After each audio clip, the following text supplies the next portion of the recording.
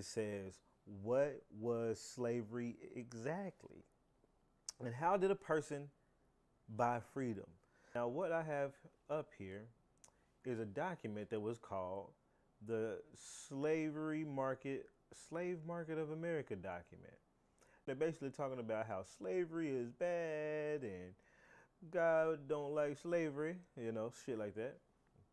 But then when you get right here, you see where it says the land of the free.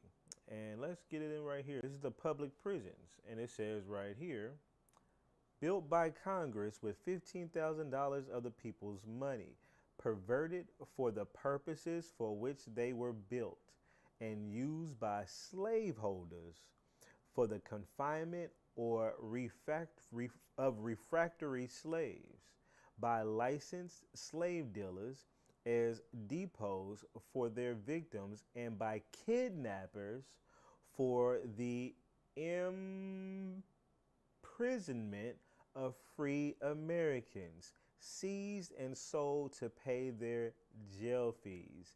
Seized and sold to pay their jail fees. Sale of a free citizen, sale of a free citizen to pay his jail fees. What does that citizen look like that they're selling? Who did you think they were selling? Okay? These are who they were selling to pay jail fees. But you see, they're selling so-called Negroes, or really American Indians, okay? So it says, in 1820, the Senate and House of Representatives of the United States of America in Congress assembled, empowered the corporation, of the city of Washington to prescribe the terms and conditions upon which free Negroes and mulattoes may reside in the city. So there's Congress in that year passed a law about any Negroes, black liquorship, Indians, of course, any of them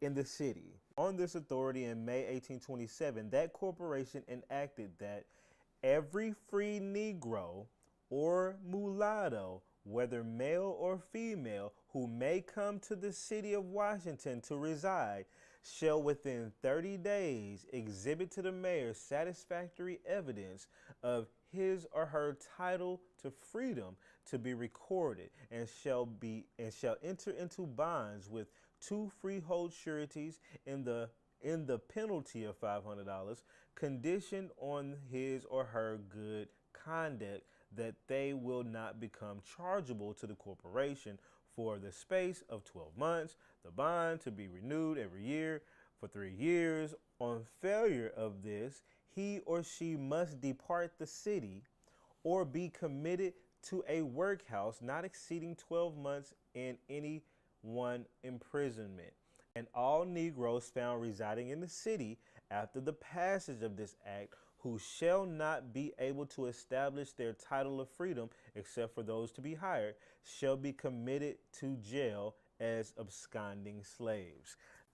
It's saying that, hey, if you come to this city, Washington, D.C., or if you already reside here, anybody of a black or mulatto look, that's anybody that doesn't look like a non-shaded white folk face, anybody that comes into this city is going to have to show proof that you have freedom within 30 days. You got to show within 30 days, otherwise you could go to jail for imprisonment. It's just making some law out there that's making it hard on black people. So basically everywhere you go, that's kind of like an establishment of everywhere you go, somebody's like, let me see your papers. You like, hey man, you know what I'm saying? Like, let me see your papers.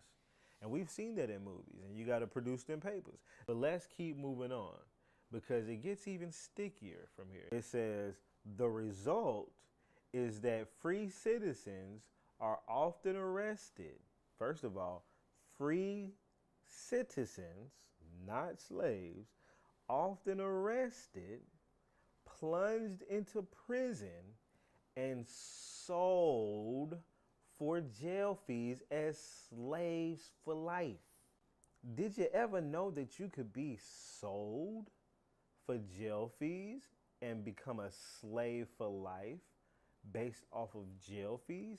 It's very similar to today, except for back then, when you got a warrant for your arrest and the fees kept piling up, well, if you can't pay them or nobody that you know can come in to pay them for you, they will sell you to a slave owner as slaves for life for jail fees.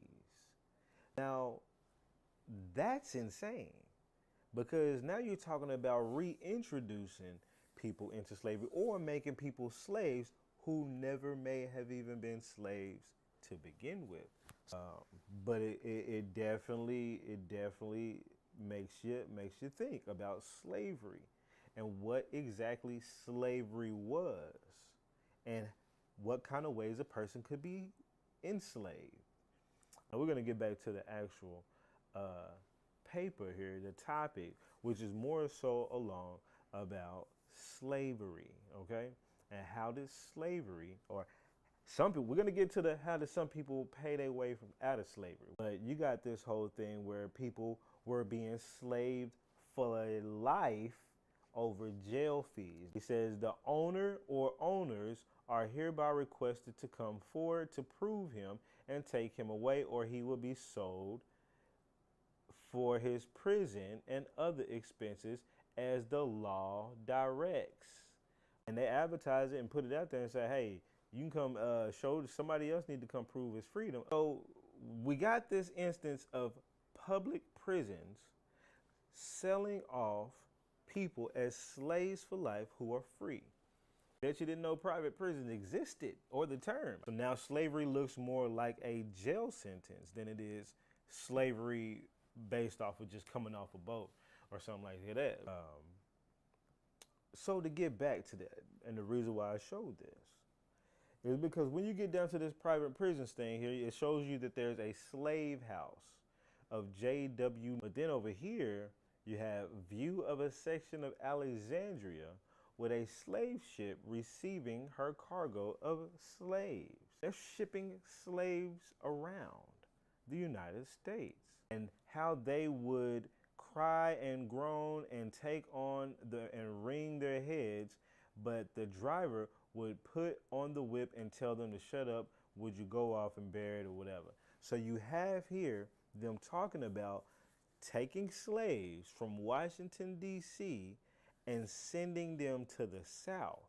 When you send them there, a lot of them will be real young in age, some of them will be older, but some will be young in age. You start telling people that they're from someplace else, especially the young ones, or their offspring, okay?